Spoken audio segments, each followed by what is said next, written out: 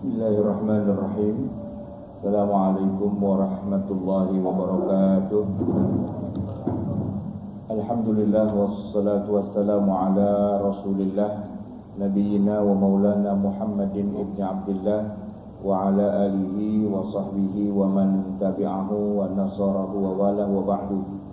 Hadirin jamaah yang dirahmati Allah, kajian kita pada siang hari ini judulnya adalah membahas tentang sumber hukum Islam, yaitu tentang qiyas. Tapi saya lihat tadi di flyernya mungkin ada sedikit salah tulis ya. Sumber hukum Islam itu yang besar atau yang disepakati ada 4 setelah Al-Quran dan hadis atau sunnah. Ada ijma' dulu baru qiyas. Jadi qiyas itu sebenarnya yang nomor 4. Nah sedangkan yang ijma' itu adalah yang nomor 3. Tapi kesemuanya digunakan oleh para ulama dalam rangka menarik kesimpulan hukum dalam hukum-hukum Islam. Nah, jamaah sekalian, kita sudah membahas Al-Quran, kita sudah membahas hadis. Hari ini kita akan membahas yang qiyasnya. Jadi biasanya kalau kita belajar ilmu fikih, bahkan dengan ilmu usul fikihnya, insya Allah kita sudah tidak asing lagi dengan kajian tentang qiyas itu sendiri. Nah tapi memang agak yang jadi masalahnya adalah ketika kita ketemu kalangan yang belum sempat ya mempelajari ilmu usul, sehingga ketika disebutkan tentang qiyas agak kemana-mana cara mandangnya, seolah-olah qiyas itu adalah sesuatu yang tidak bisa dijadikan sebagai dasar hukum, karena dasar hukum kita cuma Quran dan Sunnah saja gitu. Padahal sebenarnya jamaah sekalian, kalau kita jujur dalam konteks kita itu menjalankan agama Islam, dibandingkan kita merujuk pada ayat Quran ataupun dibandingkan kita merujuk kepada hadis-hadis nabawi, dalam kebanyakan kehidupan kita itu sebenarnya lebih banyak menggunakan qiyas. Cuma kita nggak sadar atau nggak ngeh aja bahwa justru yang paling banyak kita pakai itu justru adalah qiyas. Nah, karena kajian ini cukup panjang, saya sebenarnya sudah bikin buku kecil Pak dengan jumlah halaman 75, nanti saya share. Saya akan bacakan beberapa contoh saja ya. Dalam masalah qiyas ini, kita ambil dulu dari Rasulullah SAW. Ketika Nabi SAW itu mengutus Muaz bin Jabal ke negeri Yaman, ya, beliau kan sempat melakukan, ya kalau kita istilahnya zaman sekarang mungkin fit and proper test gitu.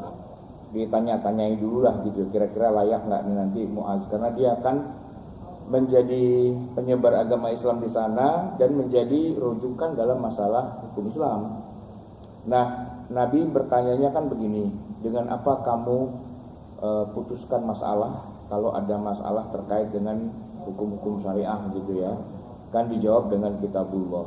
Nah cuma yang unik begini Pak, Nabi itu bertanya balik sesuatu yang sebenarnya kalau di zaman sekarang tuh aneh, tapi ya memang begitu bunyi hadisnya. Seandainya kamu tidak temukan jawabannya di Quran, ya Pak, kesannya itu Quran itu nggak bisa ngejawab gitu loh Pak, kesannya. Karena kan kalau kita sekarang ini bicara tentang Quran, Quran tuh menjawab semua masalah kan begitu ya. Tapi ternyata kalau kita jujur, justru yang bilang tidak ada jawabannya di Quran malah Rasulullah SAW sendiri. Apabila kamu tidak temukan jawabannya di dalam Al-Quran, fi kitabillah, nah terus Muaz kan menjawab, ya fabi sunnati Rasulillah, ya dengan sunnah Rasulullah alias hadis-hadis Nabi. Tapi ternyata Nabi menjawab dengan ya pertanyaan yang sama. Seandainya di dalam hadis Nabi pun kamu tidak temukan jawabannya, itu kayak dicecar gitu Pak Muaz itu. Dan saat itu Muaz jawab dengan jelas aja, sa'ajtahidu ra'yi wala alu. Saya akan berijtihad dengan menggunakan ra'yu saya Tapi saya harus berhati-hati, tidak boleh berlebih-lebihan. Nah, inilah yang kemudian kalau teman-teman saya yang di majelis tarjih itu mengatakan bahwa sumber hukum Islam yang ketiga adalah ijtihad. Gitu. Karena berdasarkan hadisnya Quran, Sunnah, dan ijtihad, gitu ya. Nah, tapi kalau kita belajar ilmu usul fikih, ini bukan Muhammadiyah lawan NU, bukan. Ilmu usul fikih secara keseluruhan di mana-mana, ijtihad itu bukan sumber hukum. Ijtihad itu adalah sesuatu yang dilakukan oleh seorang. Ketika baca Quran juga ijtihad, ketika baca hadis juga ijtihad. Ketika enggak ada nas dari Quran dan hadis, lalu kemudian dicari titik-titik temu dan sebagainya, nah itu juga ijtihad juga. Maka merujuk pada Quran ijtihad, merujuk pada hadis ijtihad, merujuk pada ijma dan qiyas juga semuanya ijtihad sebenarnya. Cuma konteksnya adalah kalau enggak ada nas yang sharih, yang secara tegas menyebutkan hal itu. Jadi kita luruskan sekalian, Pak. Tidak benar kalau Quran itu tidak bisa menjawab segala sesuatu, ya kan? Tapi kan tinggal masalahnya, adakah nas yang sharih? Nas sharih itu maksudnya nas yang eksplisit, ayat yang secara tegas menyebutkan ini hukumnya begini. Nah, jawabannya kan memang tidak ada. Kebanyakan ayat Quran itu kan sifatnya global aja. Ya, mungkin udah pernah kita omongin di sini. Bahkan untuk sekedar sholat 5 waktu saja pun Quran tidak secara eksplisit kan menyebutkan 5 waktunya, nama waktu sholatnya dan sebagainya kan tidak disebutkan. Tapi jangan kita kata bahwa di Quran tidak ada kewajiban sholat 5 waktu. Bahasanya mungkin kita sesuaikan. Ada tapi tidak eksplisit gitu ya. Nah, tentu kan perlu penjelasan yang lebih detail. Nah, kalau yang eksplisit di Quran itu nggak ketemu, terus di hadis itu nggak ketemu, gimana? Ya cari juga sih, cuma dicari titik temunya. Itulah yang disebut dengan yang namanya qiyas. Nah, salah satu contoh yang paling sederhana dalam masalah qiyas itu adalah kasus di Yaman itu, Pak. Itu ada daun yang disebut dengan daun qat, yang kalau dikunyah tuh orang mabuk gitu, Pak. Nah, masyarakat sana tidak menganggap itu khamr. Nah, cuma kemudian dengan adanya qiyas ini, memang sih wujud fisiknya itu tidak sama dengan khamr, karena kalau khamr kan minuman, ya. Minuman yang terbuat dari buah anggur atau buah kurma yang difermentasi gitu ya. Sampai kemudian dia mengental, berbau menyengat, berbusa dan memabukkan gitu. Nah, daun qat itu sama sekali tidak ada sama-samanya dengan khamr yang dikenal di Mekah atau di Madinah, kecuali satu yang sama, benang merahnya, yaitu memabukkan. Nah, kemudian tugas seorang mujtahid itu adalah bagaimana mencari benang merah antara tadi daun qat itu dengan khamr. Apanya yang punya kesamaan? Dalam hal apanya?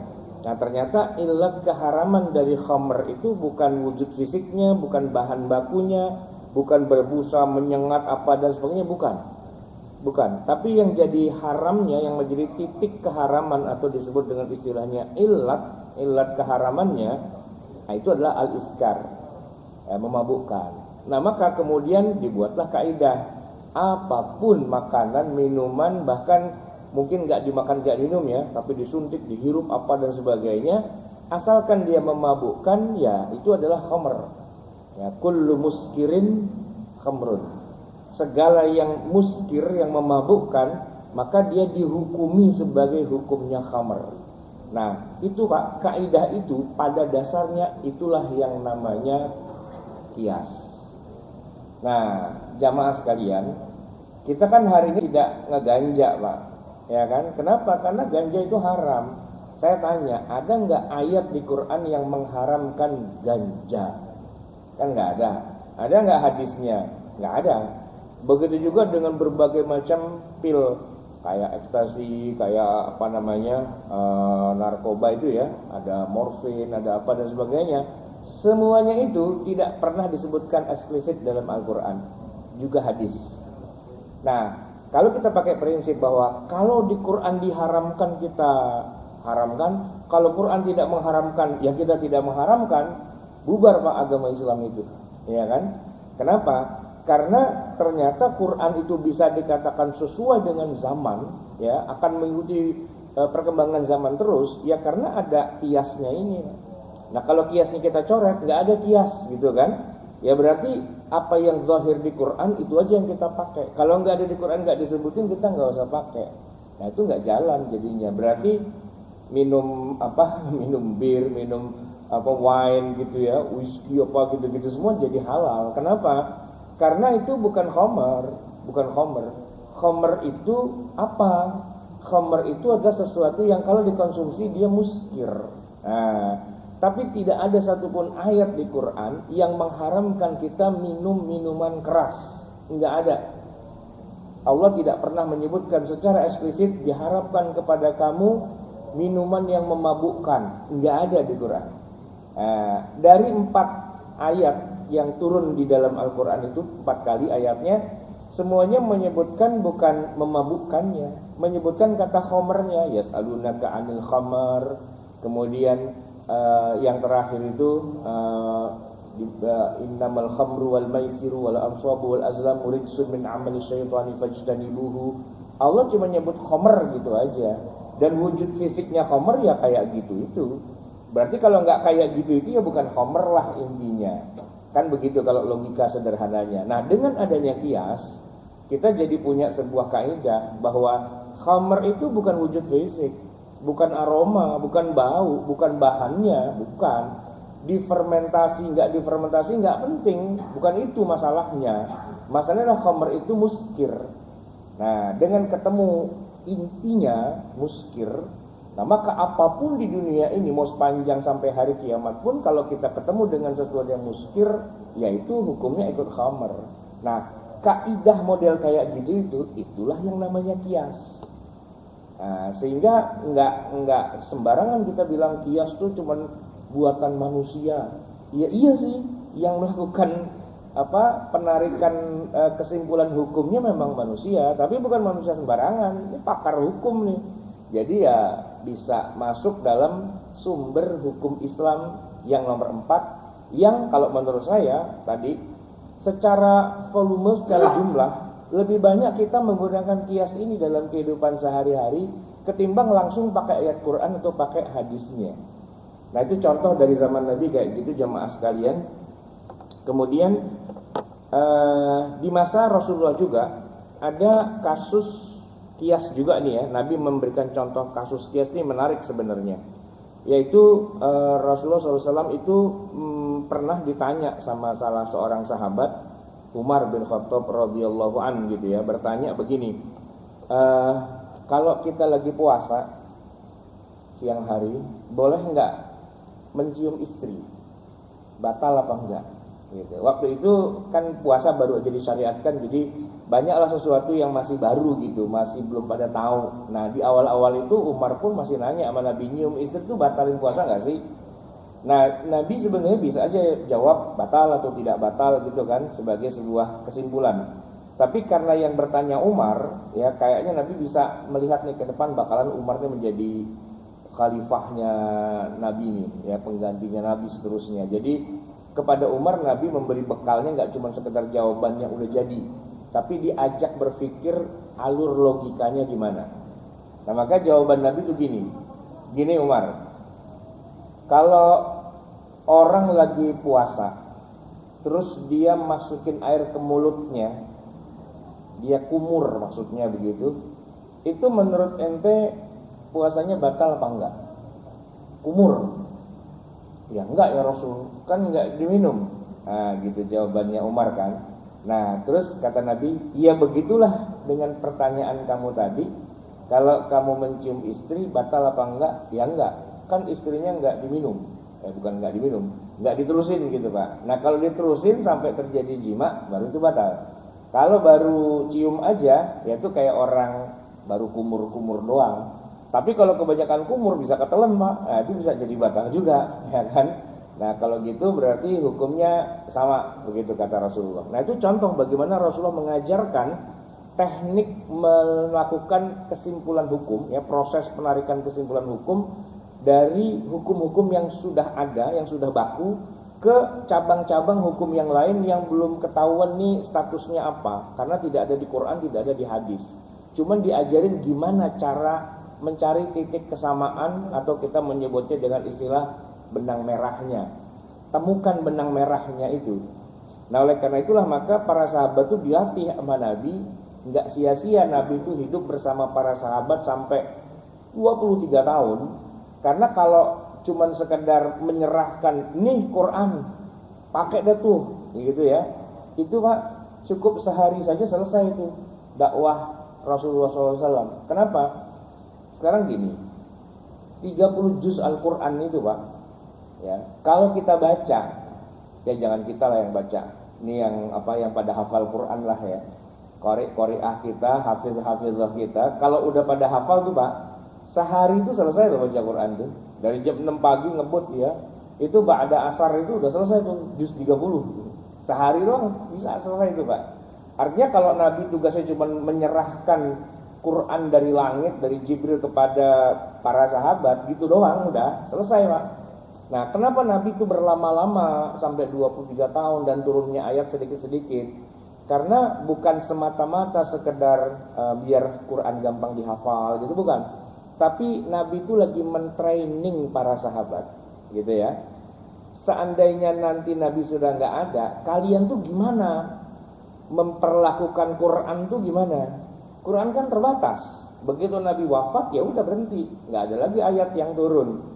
Sama hadis juga ya, kalau Nabinya wafat hadis sudah nggak ada nambah lagi kan. Tapi kan persoalan demi persoalan di tengah umat manusia semakin hari semakin bertambah, semakin bertumpuk. Kalau semua jawabannya ada di Quran, tapi Quran tidak menyebut secara eksplisit, gimana caranya kalian bisa merujuk pada Quran juga dan mengkaitkannya dengan realitas kalian? Itu kan harus dilatih dulu Pak, kepekaannya dan kejeliannya, biar bisa mencari titik-titik persamaan antara realitas kehidupan dengan apa yang ada di Quran.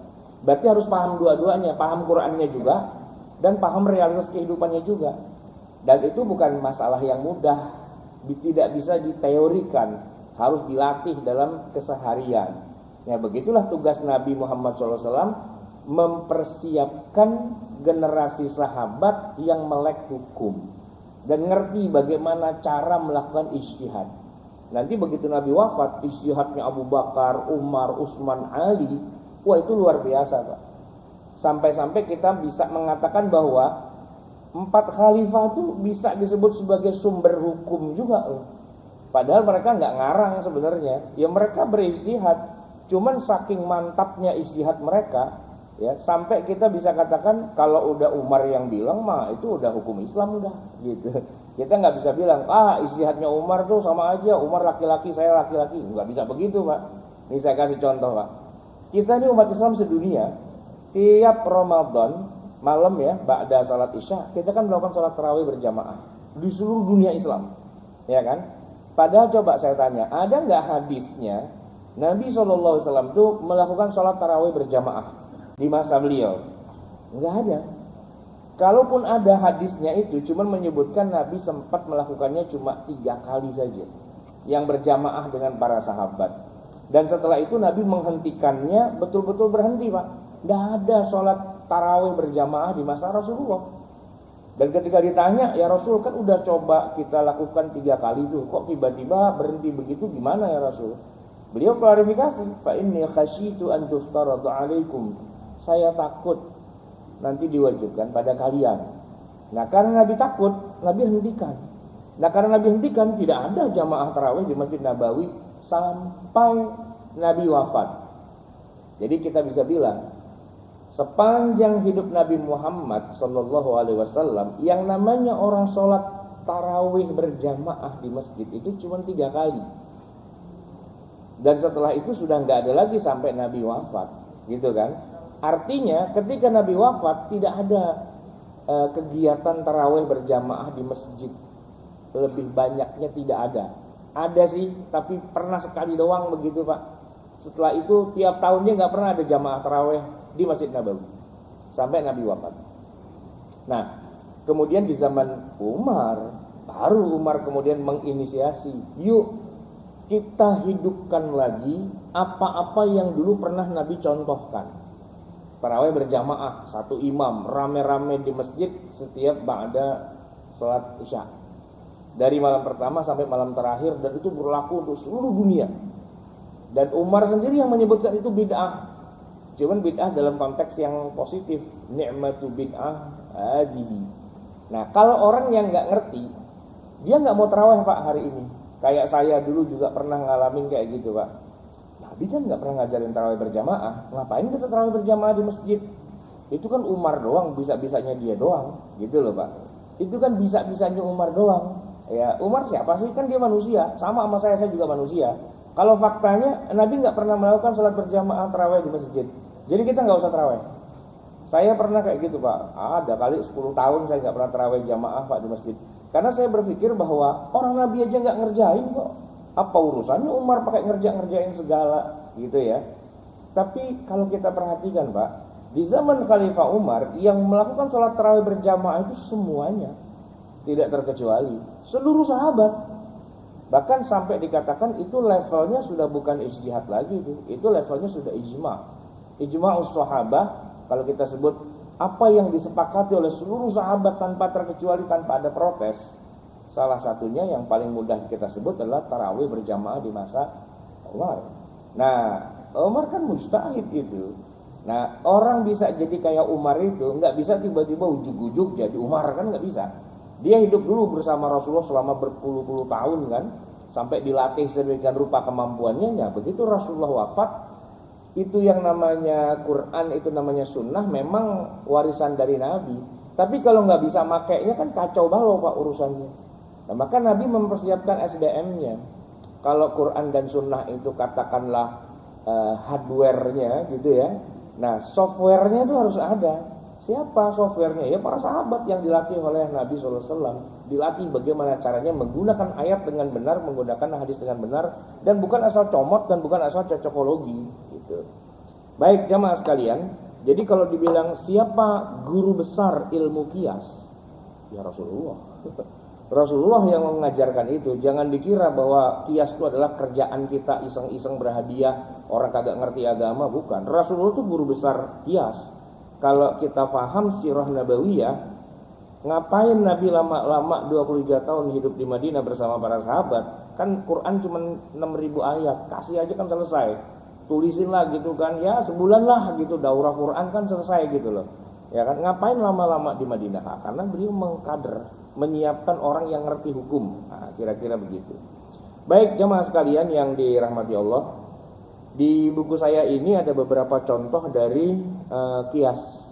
Saya klasifikasi sesuai dengan kelompoknya. Ada kias dalam toharoh, ada kias dalam sholat, ada kias dalam puasa, ada kias dalam zakat, dalam haji, dalam masalah-masalah muamalah, dalam bidang makanan kuliner, dalam masalah jinayat, dan seterusnya.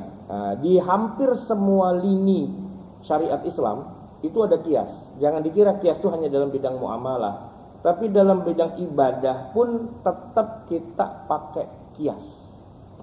Nah, contoh nih Pak, dalam kias yang toharoh ya, kita ini Pak, umat Islam di Indonesia kan sudah jadi apa ya? Sudah jadi katakanlah aksioma, sudah jadi sesuatu yang tidak bisa diotak-atik, bahwa yang namanya najis mughalladzah itu, anjing dan babi itu sudah nggak bisa ditawar-tawar Pak.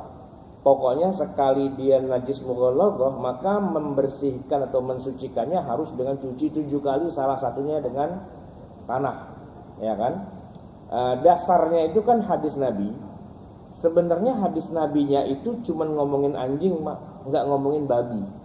Tapi babinya ikut. Nah, kenapa kok babinya ikut? Karena itu dikias. Sebenarnya hadisnya itu cuma ngomongin anjing doang. Idza walagal kalbu fi ina'i ahadikum, kalau ada anjing masukkan moncongnya ke dalam wadah air kalian, anjing ya Pak, falyaghsilhu sab'an, cuci 7 kali. Ulahun nabit turab, salah satunya itu dengan tanah gitu. Hanya anjing loh sebenarnya Pak. Tapi kenapa kita di Indonesia umat Islam mazhab Syafi'i babi dimasukin juga? Padahal nggak ada ayat yang mengatakan babi itu najis mughalladzah. Kalau babi haram dimakan, iya berkali-kali di Quran disebutkan. Ya, hurrimat alaikumul maitatu waddamu walahmul khinzir. Iya, tapi itu haram dimakan. Bukan masalah dia najis mughalladhah gitu.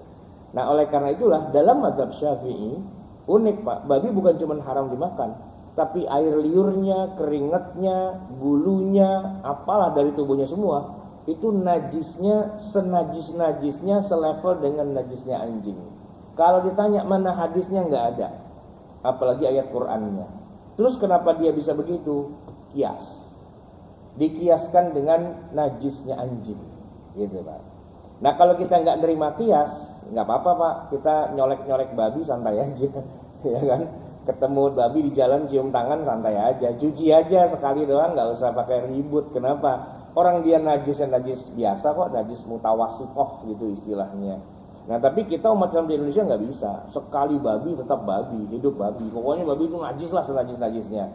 Dasarnya tuh kias Pak sebenarnya. Nah di mazhab yang lain di luar Syafi'i, mereka tidak mengkias babi sebagai najis mughalladhah. Jadi yang mughalladhah itu cuma anjing doang. Mereka babi mah santai aja di mereka. Di kita mah jadi urusan panjang itu Pak. Kemudian ini contoh kias lagi ya. Contohnya adalah ketika kita lagi istinja ya, pakai tisu ya. Padahal kan kalau Nabi kan nggak pakai tisu, pakai batu gitu Pak. Ya kan? Nah, benar Nabi itu istinja pakai batu, bahkan di dalam hadis disebutkan idza dzahaba ahadukum ilal ghaiti falyastatib bi thalathati ahjarin. Fa innaha tujzi anhu. Nah, cuman di kita kan nggak ada Pak. Ya kita tuh adanya ya di toilet ya tisu lah gitu. Nah, antara batu dan tisu itu dikias. Karena nggak mungkin Pak di toilet kita kasih batu, kan kacau juga tuh urusannya kan, mau berapa kilo batunya, pakai kerikil-kerikil gitu atau pakai batu kolar. Masalahnya nanti kalau udah dipakai mau taruh di mana di batu, kita bungkus apa kita bawa pulang atau gimana, kan jadi nggak lucu gitu kan. Nah kalau tisu oke lah, nggak jadi masalah gitu kan. Nah maka penggunaan tisu itu adalah kias dari batu sebenarnya. Nah begitu juga terkait dengan masalah batasan darah yang mengalir keluar karena darah mengalir keluar yang membuat wudhu kita batal ya. Dalam mazhab Hambali, luka yang mengeluarkan darah yang banyak itu kan membatalkan sholat. Sayangnya hadis terkait dengan batalnya wudhu lantaran keluar darah ini umumnya hadis-hadis yang dhaif, yang tidak bisa dijadikan landasan hukum karena kedhaifannya. Maka para ulama di dalam mazhab Hambali beralih dengan menggunakan kias. Keluarnya darah dalam jumlah yang banyak itu dianggap punya kesamaan ilat dengan batalnya wudhu, disebabkan ada yang keluar lewat dua saluran, yaitu orang buang air kecil dan buang air besar. Termasuk juga hilangnya akal itu membatalkan wudhu, itu kan dikias dari orang yang tidur, dan tidur itu membatalkan wudhu. Man nama falyatawadda, kata Nabi begitu. Nah, tapi dalam masalah toharoh yang sangat tidak harus pakai kias adalah masalah nifas, jamaah sekalian. Jadi gini, kita tahu bahwa wanita kalau lagi haid kan nggak boleh sholat, ya kan, nggak boleh puasa dan seterusnya gitulah. Karena haid itu memang melarang itu semua. Cuman kalau puasa harus diganti, sedangkan kalau sholat ya nggak boleh sholat dan nggak usah diganti, nggak apa-apa gitu. Nah cuma Pak, kalau itu adalah nifas ya, melahirkan nih kemudian keluar darah, kan nifas bisa macam-macam Pak. Ada yang seminggu, ada yang sebulan, ada yang maksimal sampai bisa 2 bulan gitu ya, sampai 60 hari gitu. Nah sebenarnya kalau kita cari hadisnya yang melarang wanita sedang nifas untuk sholat, untuk puasa dan sebagainya, itu nggak ada, nggak ketemu, nyari. Kalau haid iya pasti tidak boleh jima wanita yang sedang haid, itu ada Pak, nggak boleh, hadisnya kan jelas nggak boleh. Tapi coba deh cari hadis tentang tidak boleh menyetubuhi istri yang lagi nifas, nggak ada hadisnya, nggak ada. Tapi kita semua sepakat, ya nifas ya kayak haid lah, nggak boleh sholat, nggak boleh puasa, nggak boleh masuk masjid, nggak boleh pegang mushaf dan sebagainya, termasuk nggak boleh disetubuhi. Padahal nggak ada hadisnya. Nah, itulah peranan qiyas. Jadi wanita nifas itu hukumnya ngikutin persis plek apa adanya dengan kasus wanita yang sedang haid, gitu Pak. Kemudian kita ada sunnah kalau kita mau hari Jumat, ya, mandi sholat Jumat. Itu sunnahnya, hadisnya ada dari Ibnu Abbas radhiyallahu anhu, dia berkata karena Rasulullah SAW yaghtasilu yaumal fitri wa yaumal adha. Nabi itu hadisnya adalah mandi pada hari raya Idul Fitri dan Idul Adha. Nah, sedangkan kalau yang Jumat itu sebenarnya hadisnya nggak ada gitu ya. Kalaupun ada, hadisnya terkait dengan orangnya tadi malam jima dan sebagainya begitu. Baik, itu yang terkait dengan wudu. Sekarang yang terkait dengan sholat. Nah, di dalam mazhab Asy-Syafi'i antara sholat Jumat dengan sholat zuhur itu dikias, Pak. Emang ini agak beda dengan mazhab Hambali.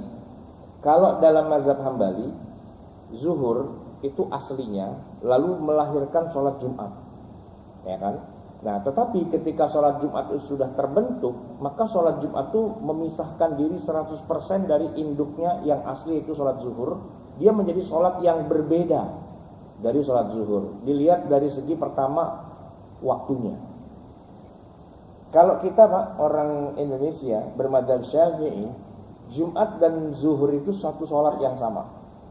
Satu sholat yang sama, waktunya sama. Jadi tidak ada istilahnya orang mulai khutbah di sini, ya kan, muazzin naik, kecuali udah masuk waktu zuhur. Beda dengan Hambali. Hambali mengatakan Jumat emang dulunya lahir dari zuhur, tapi Jumat menjadi benda asing yang bukan zuhur lagi. Waktunya bukan waktu zuhur. Waktu Jumat itu adalah waktu duha. Begitu matahari terbit naik sepenggalahan istilahnya gitu, itu udah masuk waktu Jumat, udah boleh melakukan sholat Jumat gitu. Nah, makanya sekarang ini Pak, di Masjidil Haram, di Masjid Nabawi, mereka kan Saudi ya, Saudi kan rata-rata mazhabnya Hambali. Azan Jumat itu sama kita Pak, 2 kali di Indonesia, ya kan? Di sana juga 2 kali, cuman azan pertama itu justru dikumandangkannya sebelum zuhur. Jadi kalau kita sekarang ini zuhur jam berapa ya? Jam 12 kurang 7. 11.57 gitu ya. Nah, kalau kita Jumatan di sini ya nungguin 11.57 dulu baru khotibnya naik, ya kan?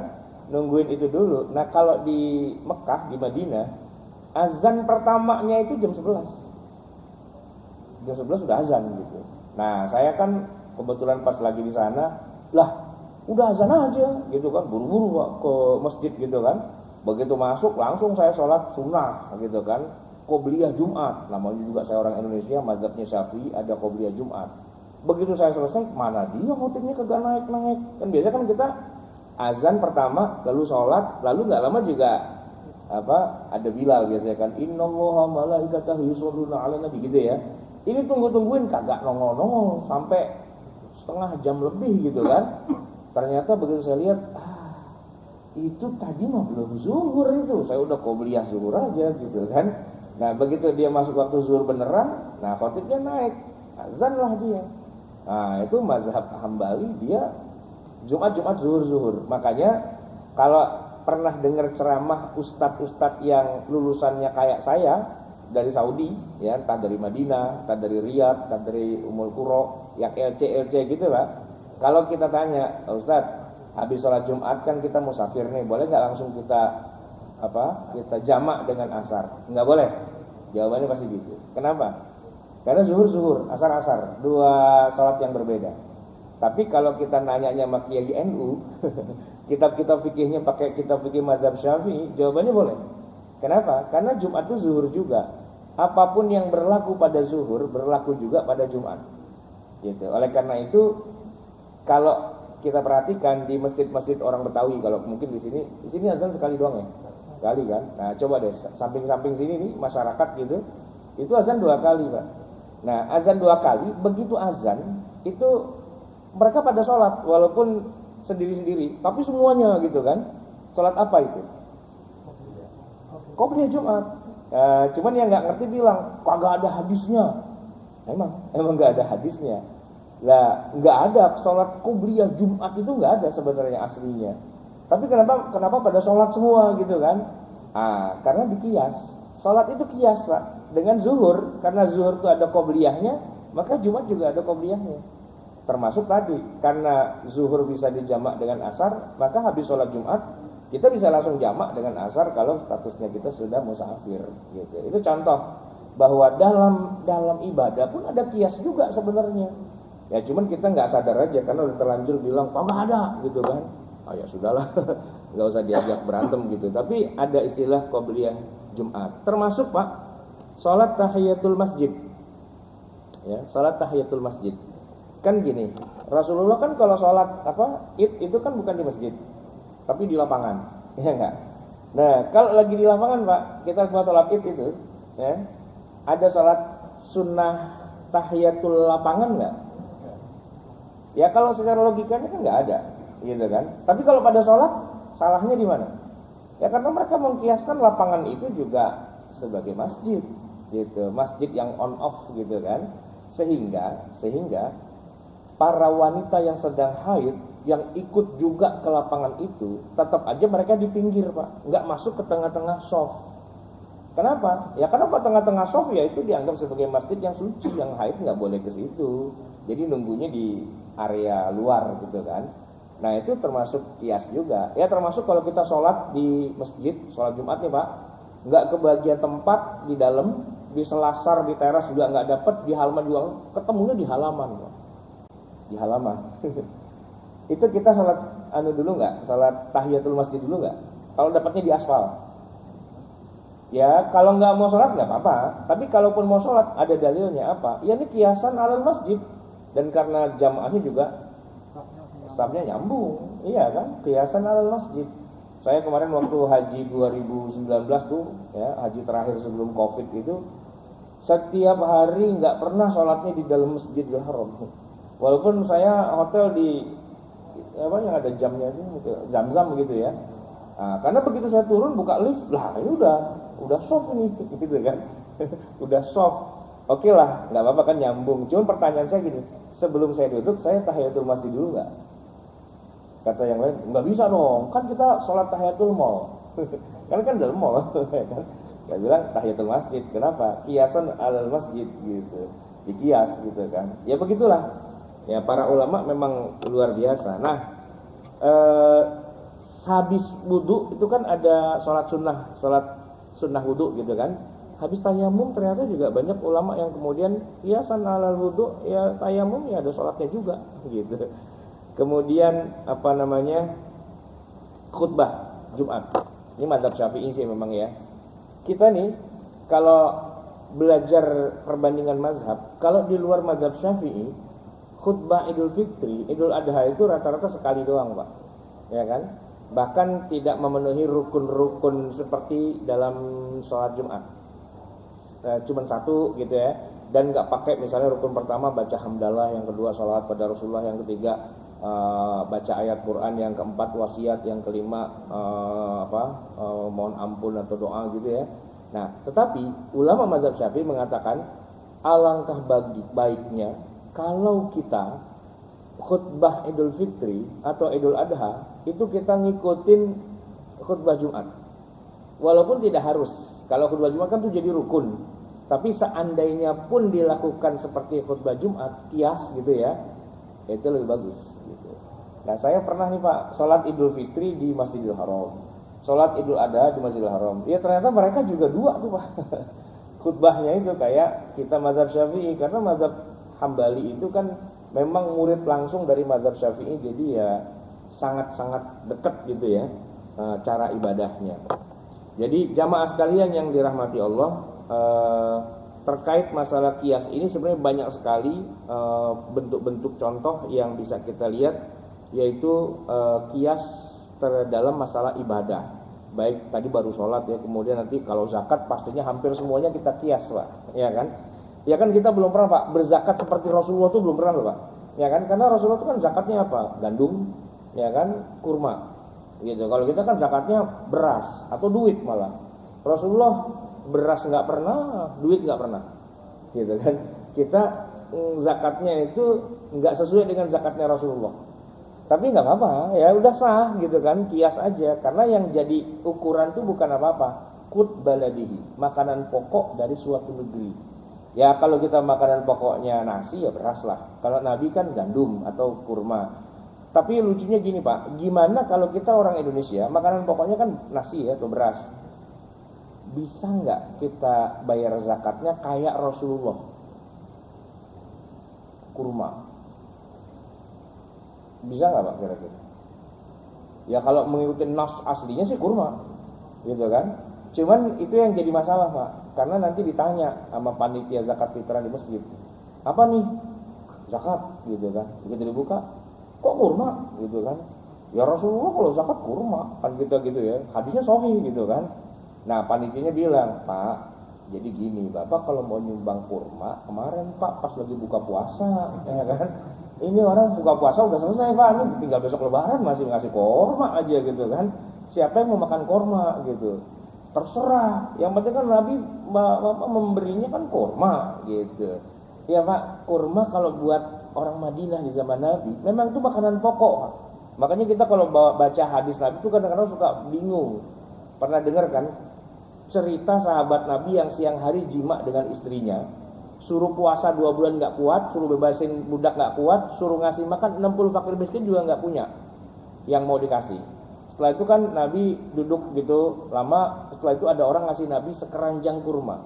Lalu kata Nabi, tadi orang itu mana? Sini, nih saya kasih kamu sekeranjang kurma, beri makan fakir miskin, gitu kan.